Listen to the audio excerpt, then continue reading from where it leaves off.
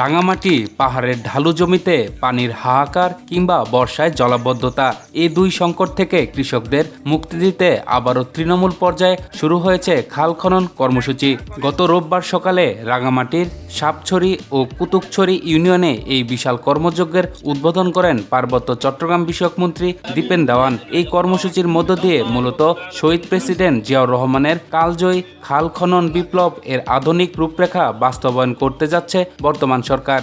উদ্বোধনী বক্তব্যে মন্ত্রী দীপেন দেওয়ান আবেগঘন কণ্ঠে বলেন, শহীদ প্রেসিডেন্ট জিয়াউর রহমান মাটির কাছাকাছি থাকা মানুষের নেতা ছিলেন। তিনি বুঝেছিলেন বাংলার কৃষকের উন্নয়ন ছাড়া দেশের উন্নয়ন সম্ভব নয়। সেই চিন্তা থেকেই তিনি দেশব্যাপী খাল খনন কর্মসূচি হাতে নিয়েছিলেন। বিএনপি সবসময় কৃষক ও শ্রমিকের কল্যাণে কাজ করছে।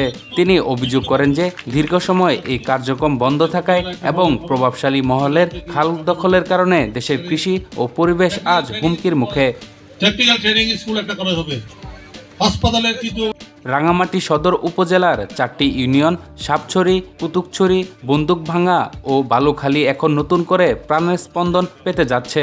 উপজেলা প্রকল্প বাস্তবায়ন কর্মকর্তার কার্যালয় সূত্রে জানা গেছে, মোট ব্যয় 8,50,00,000 টাকা, খননের দৈর্ঘ্য প্রায় 33 কিলোমিটার। প্রাথমিক এলাকা মানিকছড়ি ছড়া ব্রিজ থেকে বড়পাড়া নালা এবং কুতুকছড়ি বাজার থেকে মুনতলা পর্যন্ত মারুম খাল। মন্ত্রী জানান, প্রধানমন্ত্রী তারেক রহমানের নেতৃত্বে ঘোষিত 31 দফা রাষ্ট্র সংস্কার কর্মসূচির অংশ হিসেবে 180 দিনের একটি অগ্রাধিকার পরিকল্পনা হাতে নেওয়া হয়েছে। খাল খনন সেই পরিকল্পনার অন্যতম প্রধান স্তম্ভ। আমরা শুধু মাটি কাটছি না, আমরা পরিবেশের ভারসাম্য ফিরিয়ে আনার চেষ্টা করছি।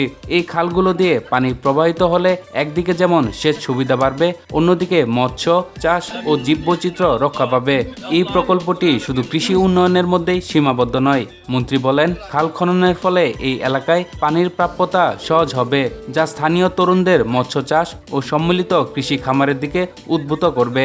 সরকার এসব এলাকায় নতুন উদ্যোক্তা সৃষ্টিতে প্রয়োজনীয় প্রশিক্ষণ ও সহায়তার পরিকল্পনাও হাতে নিয়েছে। উদ্বোধনী অনুষ্ঠানে উপস্থিত থেকে রাঙামাটি জেলা প্রশাসক নাজমা আশরাফি এবং সদর উপজেলা নির্বাহী কর্মকর্তা কামরুল হোসেন চৌধুরী আশ্বস্ত করেছেন যে প্রকল্পের কাজ স্বচ্ছতার সাথে সম্পূর্ণ করতে কঠোর নজরদারি করা হচ্ছে। এলজিইডি নির্বাহী প্রকৌশলী আহমদ শফি জানান, খালের গভীরতা ও নাব্যতা ঠিক রাখতে কারিগরি দিকগুলো গুরুত্বের সাথে দেখা হচ্ছে। দীর্ঘদিন অবহেলিত ও ভরাট হয়ে যাওয়া এসব খাল পুনরায় খননের ফলে পাহাড়ের কৃষি অর্থনীতিতে নতুন জোয়ার আসবে বলে আশা করছেন স্থানীয়রা। বিএনপির জেলা সাধারণ সম্পাদক মামুনুর রশিদ মামুন সহ উপস্থিত নেতারা মনে করেন, তৃণমূল মানুষের সাথে সরকারের এই সরাসরি সম্পৃক্ততা দেশের টেকসই উন্নয়নে মাইলফলক হয়ে থাকবে। 23 থেকে 24 কিলোমিটার